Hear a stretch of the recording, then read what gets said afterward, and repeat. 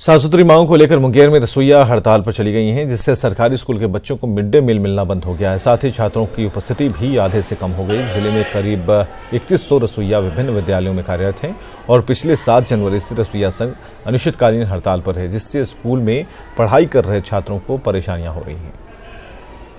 मध्याह्न भोजन विद्यालय में बंद है सर, और बच्चों की उपस्थिति भी कम गई है। रसोइया का हड़ताल के कारण जो है हमारे यहाँ एमडीएम बंद है। एमडीएम के चलते एमडीएम तो अभी बंद है, मैंने लगातार बंद हुआ है और उसके चलते हमारे यहाँ उपस्थिति भी कम गई है। इसके चलते नहीं तो हमारे यहाँ 70-80 बच्चा कंटिन्यू कम से कम आते रहते हैं। जो बच्चे रेगुलर हैं, जो थोड़ा सा संपन्न माने परिवार संपन्न के सब तो उसी तबके के बच्चे आते हैं, लेकिन कुछ जो बच्चे हैं यहाँ जिनकी माँ समय पर खाना दे देती है, वो लोग आ जाते हैं।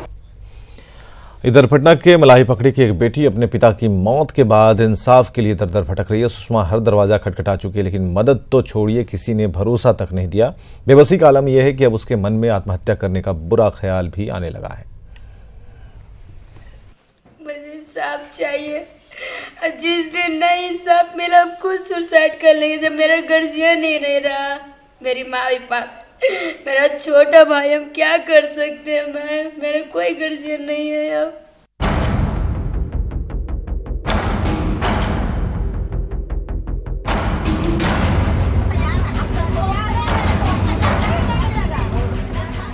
आंखों से झरझर बहते आंसू, चेहरे पर वेदना और दर्द की असीम इंतहा।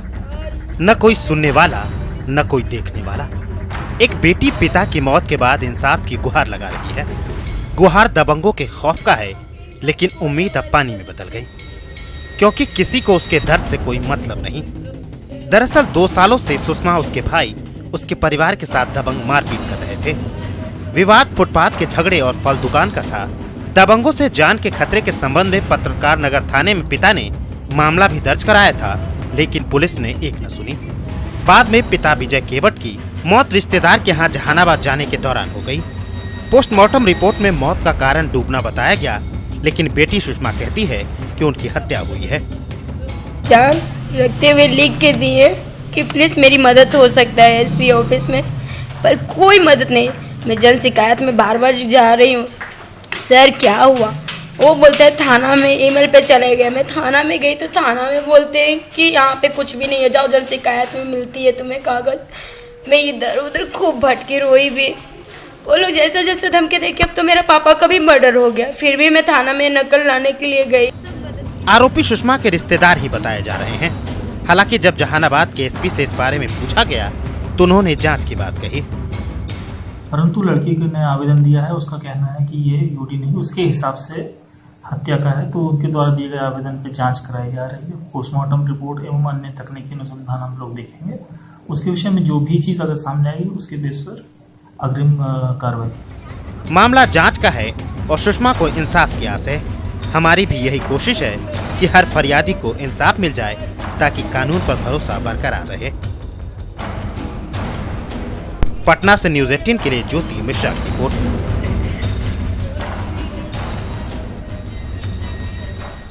और बात बेगूसराय के हैवान पति की, जिसने अपनी पत्नी पर अत्याचार की सारी हदें पार कर दी। नावकोठी इलाके की रहने वाली महिला ने अपने पति पर दहेज की खातिर शराब के नशे में मारपीट करने और जान से मारने का आरोप लगाते हुए पुलिस में मामला दर्ज कराया है। पति की प्रताड़ना से परेशान महिला ने परिजनों को आपत्ति बताई और फिर पुलिस के सहयोग से उसे ससुराल वालों के चंगुल से मुक्त कराया गया। एसपी ने मामले की जांच का जिम्मा डीएसपी को सौंपा है।